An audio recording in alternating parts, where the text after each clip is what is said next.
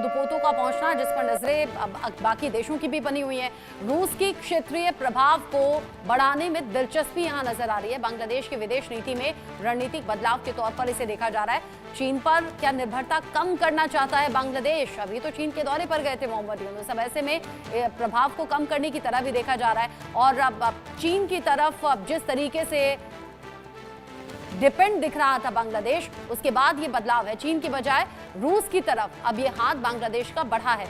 Army chief के Moscow दौरे ने असर ये दिखाया है कि अब थोड़ा सा ये जो रूट है ये चेंज होता हुआ नजर आ रहा है बांग्लादेश के लिहाज से, या फिर ये कहिए दिलचस्पी थोड़ा अलग नजर आ रही है। दरअसल रूस की नेवी के 3 जंगी जहाज रविवार को बांग्लादेश के चटगांव बंदरगाह पहुंचे हैं। बांग्लादेशी आर्मी चीफ जनरल वकार उर जमा ने हाल ही में रूस का दौरा किया था। उनकी मॉस्को यात्रा के 1 हफ्ते से भी कम समय में रूसी नौसेना के युद्धपोत चटगांव पहुंच गए हैं। ये इसलिए खास है क्योंकि अभी तक बांग्लादेश की अंतरिम सरकार सेना का झुकाव पूरी तरह से चीन की तरफ दिखाई दे रहा था। रूसी नेवी के जहाजों के चटगांव आने से पता चलता है कि बांग्लादेशी सेना चीन के आगे बढ़ते हुए बढ़ती ताकतों के साथ संतुलन बनाने की कोशिश में भी है। चटगांव बंदरगाह पहुंचे रूसी जहाज Rezkiy, hero of the Russian federation, Aldar और पेंचगा हैं। इन जहाजों ने 4 दिन के लिए बांग्लादेश की समुद्री सीमा में एंट्री ली है। चटगांव पहुंचने पर बांग्लादेशी नौसेना के जहाज BNS खालिद बिन वालिद ने रूसी युद्धपोतों का स्वागत किया। आपको बता दें कि ये बांग्लादेश का चीन पर अपनी निर्भरता को कम करने के लिए सैन्य साझेदारी में विविधता लाने का प्रयास है। दूसरी ओर रूस की सेना की म्यांमार में पहले ही मौजूदगी है। अब वो बांग्लादेश में व्यापक उपस्थिति तलाश रही है। इससे उसका पूरे क्षेत्र में प्रभाव बढ़ेगा। यानी पिछले दिनों चीन के दौरे पर मोहम्मद यूनुस का जाना, उसके बाद तेवर अलग तरीके से दिखाना और अब चीन के प्रभाव को कम करते हुए रूस की तरफ हाथ आगे बढ़ाना। प्रोफेसर मनोज, इसे आप कैसे देख रहे हैं? और साथ ही साथ मुझे मेंशन भी कीजिएगा, अगर बांग्लादेशी सेना अब अराकान आर्मी के साथ जा रही है और अमेरिका पहले से सपोर्ट कर रहा है, तो क्या एक ये भी साइकोलॉजिकल प्रेशर है क्या कि अमेरिका साथ में जा रहा है तो बांग्लादेश को जाना ही होगा? और साथ ही ये रूस के साथ जो बढ़ते हुए कदम है, इसे आप कैसे देख रहे हैं? देखिए रचना जी, बांग्लादेश का जो क्राइसिस है वो आज के डेट में बहुत बुरी तरीके से फंस चुका है, घिर चुका है। क्योंकि देखिए वहां पे जिस प्रकार से शुरू में जमात ने जिस प्रकार से पाकिस्तान के फंडामेंटलिस्ट को लेके अप्रोच किया और आज यूनिस ने जिस तरीके से इसके पहले की जो बाइडेन सरकार थी बैठाई, वो एजेंडे में सफल नहीं हो पाए क्योंकि ट्रम्प सरकार आ गई। और आज अभी देखिए चाइना में जब वहां गए, उनको वहां से सपोर्ट जो चाहते थे नहीं मिला और चाइना आज बुरी तरीके से वर्ल्ड के खास करके जो इकोनॉमिक जो उसका एक्सपेंशन है वो कहीं ना कहीं जिस तरीके से डे बाई डे वीक होते जा रहा है, तो चाइना आने वाले समय में और उसकी स्थिति खराब होगी। जिसमें ट्रंप ने जिस प्रकार से टैरिफ नीति लेके आ रहे हैं और जिस प्रकार से चारों तरफ से घेर रहे हैं। अब रही बात कि उसके बाद से जो बांग्लादेश की जो आर्मी, जो सेना प्रमुख थे, वो रसिया गए हुए थे और नो डाउट देखिए रसिया भारत का एक नेचुरल एलाई है। तो इस चीज को भी ध्यान से देखना होगा कि आज रसिया का जब वहां पे जहाज वहां पहुंच रहा है तो ऑब्वियसली इसमें भारत की भी कहीं ना कहीं से भूमिका रही हुई, क्योंकि कभी भी रसिया या भारत कभी भी नहीं चाहेगा कि यहाँ पे चाइना का इंटरफेरेंस इस एरिया में बढ़े। और अमेरिका जिस तरीके से इससे पहले बाइडेन सरकार होती तो शायद हो सकता थी कि आज स्थिति बिल्कुल विपरीत होती, लेकिन ट्रंप के आने के बाद से आप देख सकती हैं कि वो रसिया के प्रभी प्रो है और भारत को उन्होंने एक तरीके से फ्री हैंड दे रखा है कि you can engage with Bangladesh. तो मुझे लगता है कि ये आने वाले समय में जो जिस तरीके से वर्ल्ड पॉलिटिक्स और खास करके साउथ एशिया रीजन में जो जियो पॉलिटिक्स जो चेंज हो रहा है, इसमें एक नई कड़ी निकल के आएगी और रसिया का यहाँ पे आना, ये मुझे लगता है कि इसमें भारत की जो विदेश नीति है और जो भारत की जो कूटनीति है वो एक तरीके से काम कर रही है, क्योंकि वहाँ के सैन्य आर्मी भारत ना आके रसिया जा रहे हैं और रसिया एक तरीके से भारत का नेचुरल एलाई है। तो इसको आप देख सकते हैं कि इसमें हिडन रूप से भारत कहीं ना कहीं अपनी डिप्लोमेसी के माध्यम से वहां पे कंटेन करना चाहता है और एक शांति व्यवस्था कायम करना चाहता है। क्योंकि देखिए मैं फिर से एक बार कहना चाहूंगा कि आज बांग्लादेश का जो बॉर्डर है भारत के साथ लगभग 4000 किलोमीटर हम शेयर करते हैं और म्यांमार की भी स्थिति वही है, हमारे जो नॉर्थ ईस्ट स्टेट है। तो मुझे लगता है कि चूंकि यूनिस का जो एजेंडा है वहां पे आप देख सकते हैं कि जो सिविल यूनिस गवर्नमेंट में और बांग्लादेश आर्मी में एक तरीके का कन्फ्लिक्ट भी है जो देखने को मिला। तो मुझे लगता है कि आज आने वाले समय में जिस प्रकार की गतिविधियां बढ़ रही हैं, ये फिर से एक नया टर्नअप होगा साउथ एशिया रीजन में और भारत की जो विदेश नीति है वो कहीं ना कहीं एक पॉजिटिव रोल प्ले करेगी इसमें। जी रचना जी, आप कह रहे हैं कि भारत की जो स्ट्रेटेजी है वो पॉजिटिवली आगे बढ़ी है और काम कर रही है।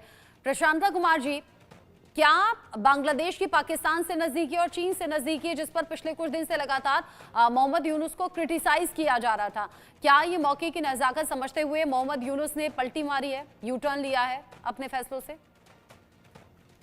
ये तो बहुत बढ़िया फ्रॉम बांग्लादेश का न्यू गवर्नमेंट का लिए बहुत बढ़िया चैलेंज है।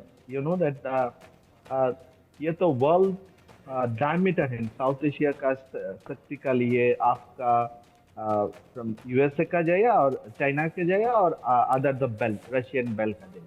So there is an a power game होता हो अंदर में from Bangladesh and not from Bangladesh, ये होता हो from Bay of Bengal। ये आप जानता है फ्रॉम म्यांमार का क्या खतरनाक अवस्था है।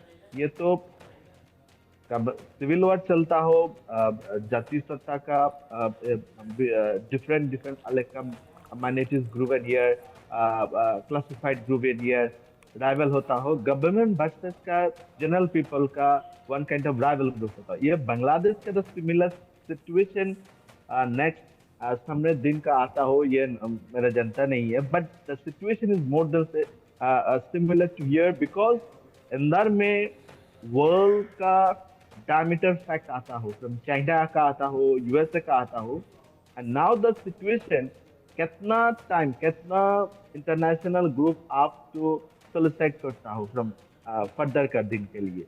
So that is a very big challenge from Bangladesh the present time. What is your strategic rules? Who is your strategic partner? And how you can mobilize the next decade? Because ये तो position है, turnover the position ये तो Bay of Bengal होता है brother।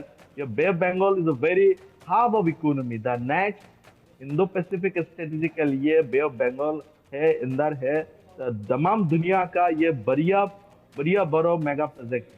So this is a where what Bangladesh can do the next time. So this is the question for everyone.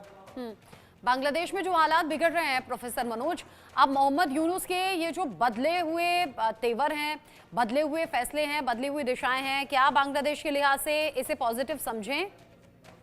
देखिए रचना जी, एक चीज समझना होगा कि आज भी अमेरिका पूरे वर्ल्ड को कंट्रोल करता है, इससे कोई इग्नोर नहीं कर सकता है। और जिस प्रकार से अभी आप आज मुझे लगता है कि जो अभी अमेरिका का जो इंटरफेरेंस है म्यांमार को लेकर और बांग्लादेश को जिस तरीके से मदद करने की बात कर रहा है, क्योंकि देखिए चाइना का बहुत ही ज़्यादा इन्वॉल्वमेंट म्यांमार में हो गया था और अमेरिका आज उस खोई हुई लीगेसी को फिर से वापस करना चाहता है इसके माध्यम से, बांग्लादेश के माध्यम से। क्योंकि अभी हो सकता है कि जो अमेरिकन डिप्लोमेट्स हैं, जो कुछ फॉरेन जो उनके अधिकारी हैं, वो बांग्लादेश पहुंचने वाले हैं, 1-2 दिन में शायद पहुंचेंगे, क्योंकि इसके पहले कुछ न्यूज़ आए थे इससे रिलेटेड।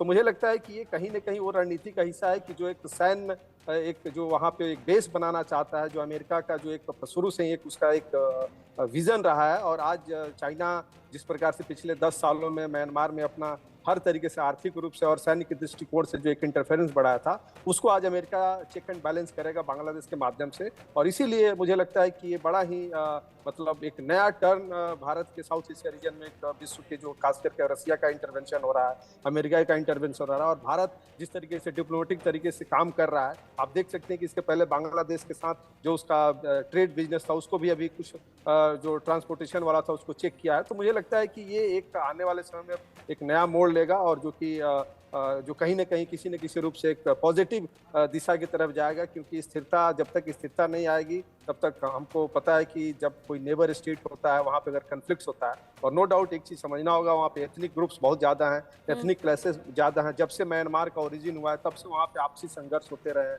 गृह युद्ध का हमेशा स्थिति बना रहता है। अगर इलेक्टेड गवर्नमेंट चुन के आती है उसको भी फिर सेना वहाँ से हटाती है। तो इन सब चीज़ों को अगर हम देखा जाए तो अमेरिका का एक शुरू से रहा है कि डेमोक्रेसी के नाम पे, लोकतंत्र स्थापित करने के नाम पे वो इंटरवेन करता है, और ऑब्वियस उसके पीछे का जो हिडन एजेंडा हम सब जानते हैं, जो एक तरीके से अपना हेजेमनी को मेंटेन रखना चाहता है इस एरिया में। जी रचना जी। अच्छा, एक बात और है प्रशांता कुमार जी, अगर चीन के साथ में नजदीकियां बढ़ रही थी और पिछले दिनों तो लगातार सीधा ये कहा जा रहा था कि भाई बांग्लादेश पाकिस्तान के नजदीक आ रहा है और पाकिस्तान और बांग्लादेश मिलकर चीन की गोद में बैठ गए हैं, या ये कहिए कठपुतली बन गए हैं। अब जिस तरीके से बांग्लादेश में चीजें बदल रही हैं, क्या ये चीन को नाराज कर देने वाला नहीं होगा? और बांग्लादेश के लिहाज से ये मोहम्मद यूनुस क्या सोच कर ये कदम उठा रहे होंगे?